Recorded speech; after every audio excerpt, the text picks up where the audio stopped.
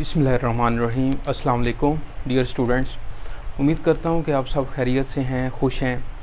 मेरा नाम रायनूर है और मैं आपको अपनी क्लास में वेलकम करता हूँ।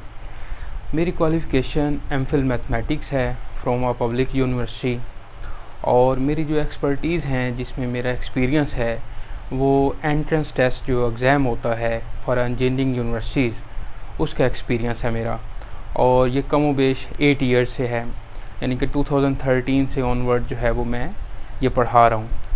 इसके अलावा कैम्ब्रिज जो है OA लेवल सिस्टम वो भी टीच करता हूँ, और स्पेशली FSC और जो उसके बाद जो ECAT होता है, ECAT, GK, NUST, यानी कि पाकिस्तान के जितने टेस्ट हैं इंजीनियरिंग यूनिवर्सिटीज़ के, उनकी तैयारी करवाता हूँ।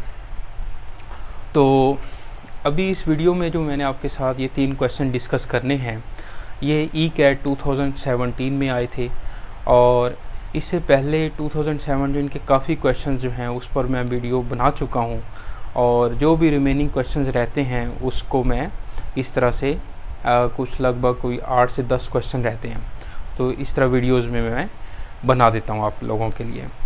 तो आइए जी स्टार्ट करते हैं ये क्वेश्चन। सबसे पहले फर्स्ट क्वेश्चन ज़रा पढ़ें। फर्स्ट क्वेश्चन की स्टेटमेंट है, और पेपर के अंदर जो इसकी नंबरिंग थी वो 33 नंबर पे है। ये 34 नंबर पे है क्वेश्चन, और ये 39 नंबर पे है। अगर आपको सॉफ्ट कॉपी में भी ये पेपर्स चाहिए हों, 17, 18, 19 ऑनवर्ड लास्ट ईयर्स के भी पेपर्स चाहिए हों, तो मेरे से आप पेपर्स जो हैं वो सॉफ्ट कॉपी में ले सकते हैं। अच्छा जी, अब इस क्वेश्चन पर आते हैं। तो the maximum value of the function f of x y is equal to minus x plus 3y subject to the constraints minus x less than equal to 2, x is less than equal to 3 and y is less than equal to 1 is at। आपको पता है कि ये linear programming का question है, chapter 5 second year. इसके अंदर ये वाला जो फंक्शन है f of x y is equal to minus x plus 3y, इसको आप ऑब्जेक्टिव फंक्शन बोलते हैं, और ये आपकी कॉन्स्टेंट्स हैं। ठीक है, इसकी एसोसिएटेड इक्वेशंस बनाएंगे और आप ग्राफ ड्रा करने में हमें ये हेल्प करेंगे। अब इसका जो मैक्सिमम वैल्यू आपने फाइंड करनी है इस फंक्शन की। ओके हो गया। अब सबसे पहले तो ये करते हैं कि इनकी जो है ना एसोसिएटेड इक्वेशन बनाते हैं। अब आप देखें, ये minus x is less and equal to 2 है, तो मैं इसको अगर माइनस से मल्टीप्लाई करूं तो x is greater and equal to -2 हो जाएगा। ऐसे ही है, ये बिल्कुल ठीक है।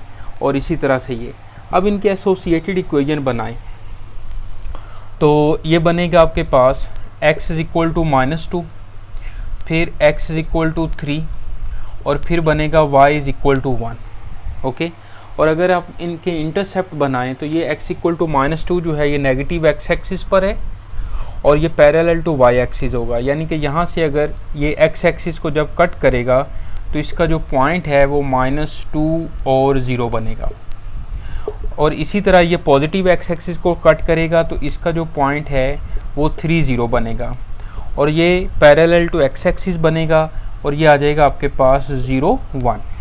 ठीक है बेटा। अब इसका हम ग्राफ ड्रा करते हैं। ग्राफ में ये देखें जी,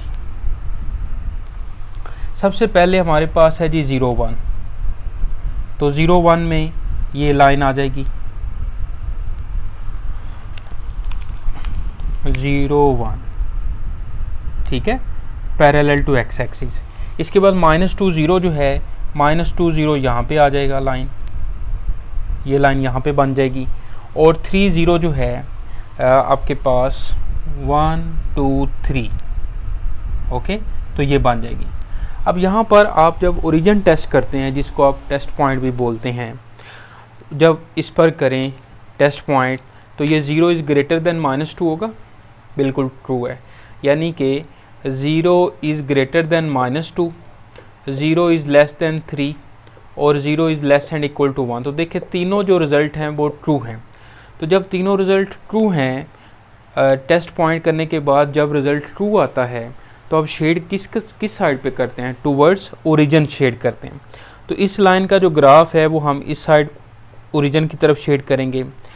इस लाइन का जो ग्राफ है वो इस साइड पे आप शेड करेंगे, और ये जो y इज इक्वल टू 1 का ग्राफ है वो हम इस तरह से नीचे शेड करेंगे। ठीक हो गया। अब आप देखें इसका जो ये वाला पॉइंट है ये आपके पास है 3 0, और ये वाला जो पॉइंट है ये है -2 0, और ये वाला जो पॉइंट है वो है 0 1। अब इसके जो मैक्सिमम या मिनिमम जो पॉइंट है वो इस रीजन के अंदर लाई करेंगे, ऐसे ही है ना। तो जो फर्स्ट ए पार्ट है -100 और 100, क्या -100 इसमें लाई कर रहे हैं? -100 तो बहुत इससे छोटी वैल्यू है ना, तो -100 तो इधर चला जाएगा, तो अल्फ़ा ऑप्शन तो बन ही नहीं सकती। -100 और 100 इसमें लाई ही नहीं कर रहा। बीटा ऑप्शन देखें तो -2 और 1, -2 और 1 यहाँ पे -2 और 1 ये वाला जो पॉइंट है, ठीक है, ये इसमें लाई कर रहा है। तो ये वाला पॉइंट जो है ना -2 और 1 वो इसमें आप ऑब्जेक्टिव फंक्शन में पुट करें। तो जब ऑब्जेक्टिव फंक्शन में पुट करेंगे तो ये आ जाएगा -2 और 1, ये बन जाएगा माइनस इंटू -2 एंड +3 इंटू 1, तो ये 2 + 3 कितना बन जाएगा 5, 2 + 3 क्या आ जाएगा 5। इसके बाद आप -100 और 0 देखें ये वाला पॉइंट, तो क्या -100 और 0 इसमें लाई कर है? नो, क्योंकि -100 और 0 तो से इस तरफ जा रहा है ना, -2 से भी लेफ़्ट साइड पे है, तो इसमें लाई नहीं कर रहा। 3 1 जो है वो इसमें पॉइंट पुट करें, तो 3 1 बिल्कुल इसमें है, 3 1 आप पॉइंट करें इसमें पुट, तो -3 और +3 इंटू 1, तो -3 + 3 क्या हो जाएगा 0। तो देखें ये तो मिनिमम है ना, मैक्सिमम तो 5 है, मैक्सिमम जो वैल्यू है वो तो 5 है। तो इसका जो आंसर है वो आपके पास है जी बीटा, यानी कि -2 और 1 जो है इसका करेक्ट आंसर है जी। ठीक हो गया। अच्छा जी, इसके बाद उम्मीद है कि आपको इसकी समझ आ रही है। तो सिंपल जो है ना ये क्वेश्चन है, मतलब इसमें कोई मुश्किल बात नहीं है। आप ग्राफ ड्रा करें, इनके एसोसिएटेड इक्वेशन बनाएं, ये वाले पॉइंट्स तो आप सिंगल पॉइंट है तो आपको इजीली मिल जाएंगे, ओके। और वहाँ से आपको इसका मैक्सिमम पॉइंट जो भी मिल रहे हैं ऑप्शन से आप उसमें ऑब्जेक्टिव फंक्शन में पुट करें, तो जिस पर मैक्सिमम हो रहा है वो आंसर होगा। अगर मिनिमम की बात करते हैं तो मिनिमम के लिए जो है वो आंसर आ जाना था 3 1। ठीक है, अल्फ़ा और चार्ली ऑप्शन तो इसमें लाई ही नहीं कर रहे। क्लियर है बात। अब चलते हैं जी इस क्वेश्चन पे। ये वेक्टर्स का टॉपिक है चैप्टर 7 सेकेंड ईयर का। क्वेश्चन अच्छा है कि vectors u and v are collinear हैं। अब बुक के अंदर जो है, बुक के अंदर एक सेकेंड, बुक के अंदर जो है वो आपके पास या तो पैरेलल वेक्टर्स हैं या परपेंडिकुलर वेक्टर्स हैं, और या जो है वो आपके पास एक सेकेंड सॉरी, बुक के अंदर जो है ना या तो आपके पास पैरेलल वेक्टर्स हैं, परपेंडिकुलर वेक्टर्स हैं, ये दो बातें कर रहे हैं। अब कोलिनियर वेक्टर्स क्या होते हैं? कोलिनियर लाइंस भी होती हैं। अब कोलिनियर वेक्टर्स या कोलिनियर लाइंस जो हैं इसको आप कोइंसिडेंट लाइंस भी बोलते हैं या कोइंसिडेंट वेक्टर्स भी बोलते हैं। इसमें i j k के जो कंपोनेंट है ना उनके रेशोज़, उनके कंपोनेंट्स में रेशो सेम होती है। जैसे यहाँ पर अगर u और v दो कोलिनियर हैं या कोइंसिडेंट हैं, कोलिनियर एंड कोइंसिडेंट, ये दोनों वर्ड का मीनिंग जो है वो सेम है। जैसे मिसाल के तौर पर आपके पास एक वेक्टर है इस तरह से, और दूसरा जो वेक्टर है वो इसके ऊपर लाई कर रहा हो इस तरह से, तो ये कोलिनियर वेक्टर्स हैं, और इनके i, j और k के कंपोनेंट्स जो हैं उनमें रेशो सेम होगी। जैसे a/1 is equal to -1 over -2, और ये आ जाएगा 1/b, k कंपोनेंट 1/b। अब आप देखें, क्या मैं इसको a इज़ इक्वल टू 1/2 और इज़ इक्वल टू 1/b लिख सकता हूँ?